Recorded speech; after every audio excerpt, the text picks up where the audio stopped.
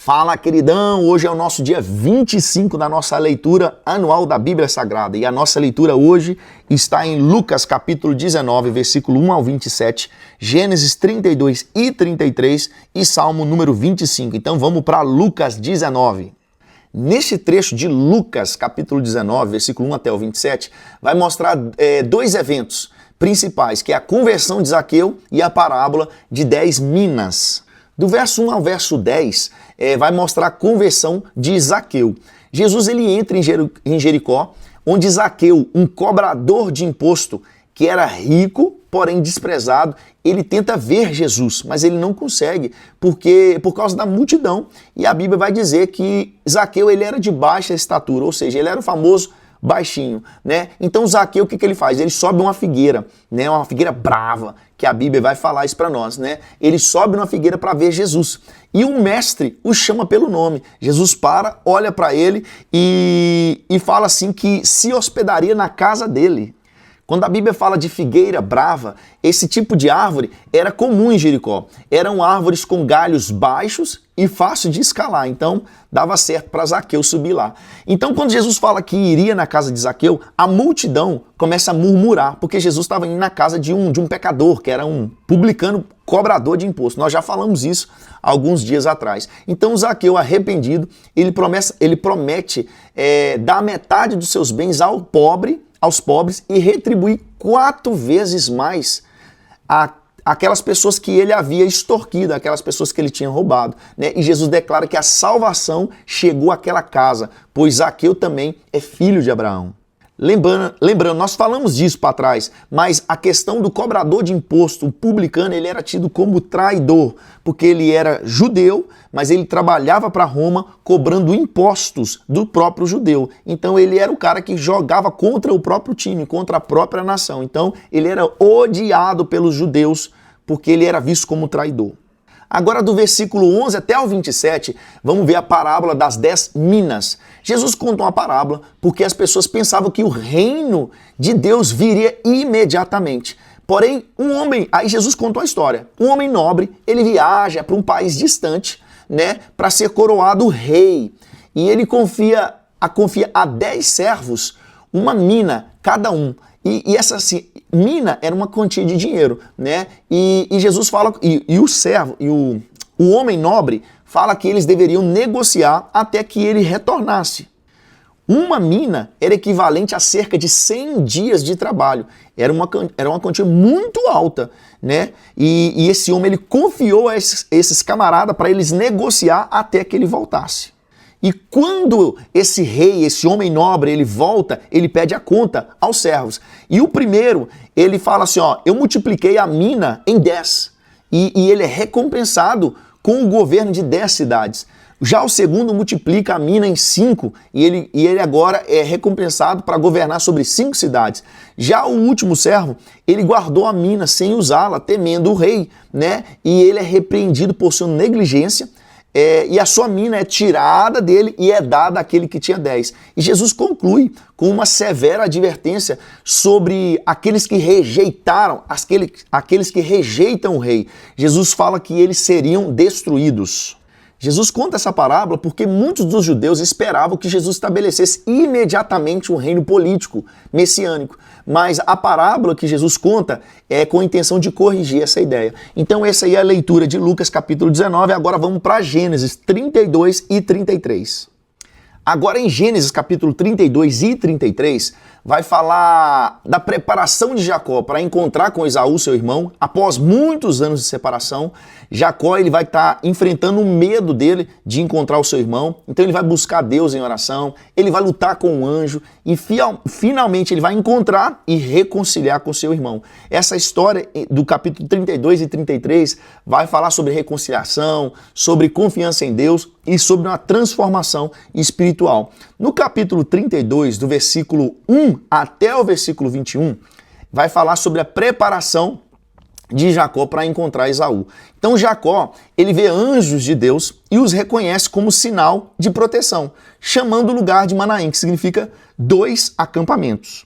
Aí agora ele envia mensageiros a Esaú que retornam dizendo, né, que Esaú vem ao encontro de Jacó, porém ele estava com 400 homens e Jacó fica com medo e fica angustiado com isso. Então Jacó, ele ora a Deus pedindo ajuda, né, relembrando as suas promessas, relembrando que Deus tinha feito promessa para ele e reconhecendo que ele era indigno. Então ele envia presentes a Esaú, né, ele separa os rebanhos em grupos para apaziguar a ira do irmão e ganhar o favor do seu irmão.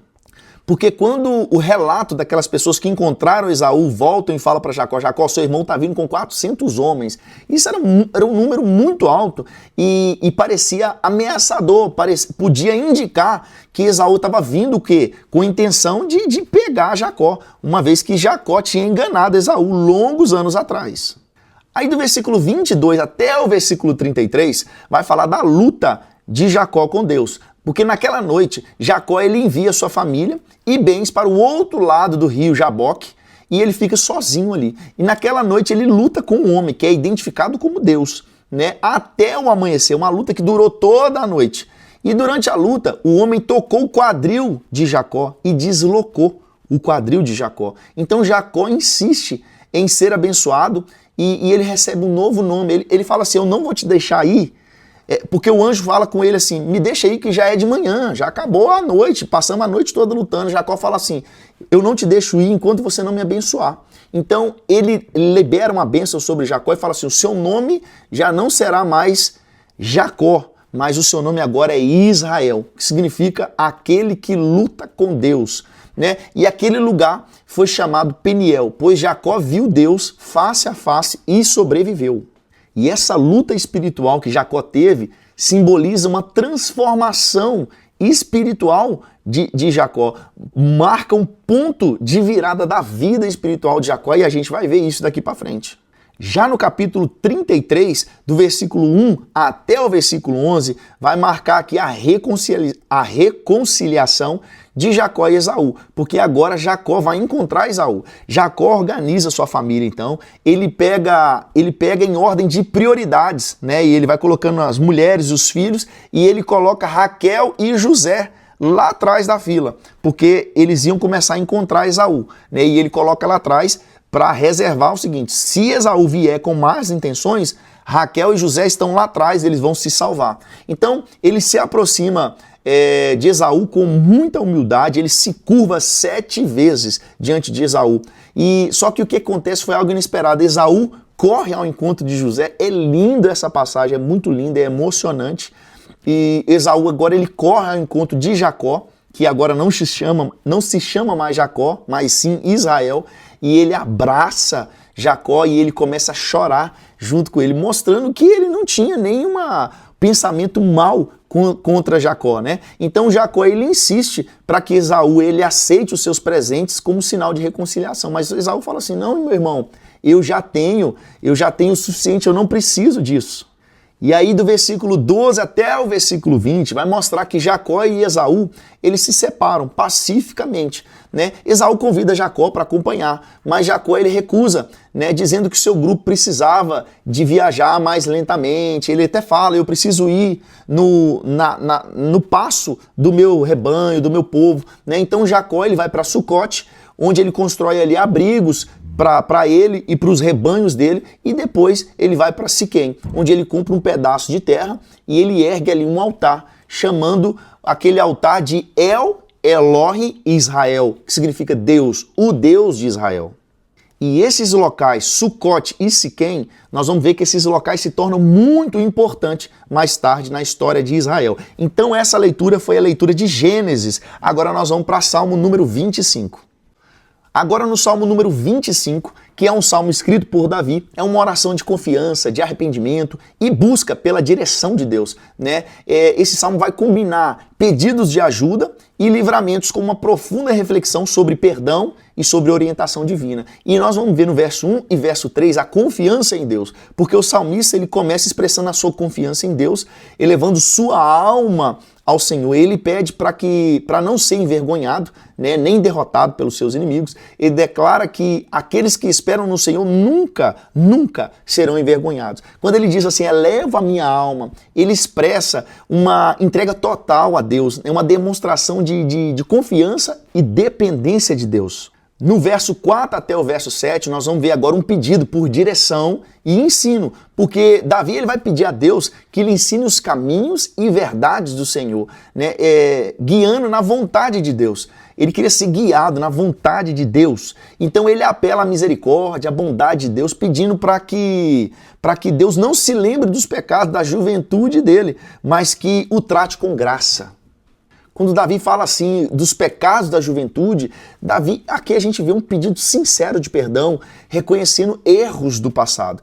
Agora, no verso 8 até o verso 10, nós vamos ver sobre a bondade de Deus, porque o salmista declara que Deus é bom e justo, ensinando o caminho aos pecadores, né? Ele vai falar que Deus guia os humildes na justiça e ensina o seu caminho àqueles que o temem. Aí agora do verso 11 até o 15, Davi ele reconhece a grandeza de seus pecados e ele pede perdão baseado no nome de Deus, porque ele busca proteção contra inimigos, descreve como Deus revela seus segredos àqueles que o temem. Quando ele fala assim, pelo teu nome, no verso 11, Davi ele pede perdão não por mérito próprio, mas pelo caráter santo e gracioso de Deus em perdoar. Aí para finalizar, no verso 16 até o 22, mostra a confiança de Davi em meio à aflição, porque Davi pede a Deus que olhe para ele em sua solidão e sofrimento, e ele pede alívio das suas angústias. Davi fala que ele confia em Deus e ele acredita, ele confia que Deus vai proteger ele dos seus inimigos e vai livrar no momento da sua aflição. E quando a gente vê no verso 16, quando Davi fala de solidão e angústia, é que a gente consegue ver que até mesmo Davi, que a Bíblia trata como um homem segundo o coração de Deus, ele enfrentou momentos de profunda aflição, né? E quando a gente vê no verso 22, quando ele fala assim, redime, ó Deus, a Israel. Aqui nós vemos um pedido final que vai além de Davi. Ele está pedindo pelo bem-estar de todo o povo de Israel. Então essa foi a nossa leitura do dia 25. Nos vemos amanhã no dia 26. Só vem, queridão!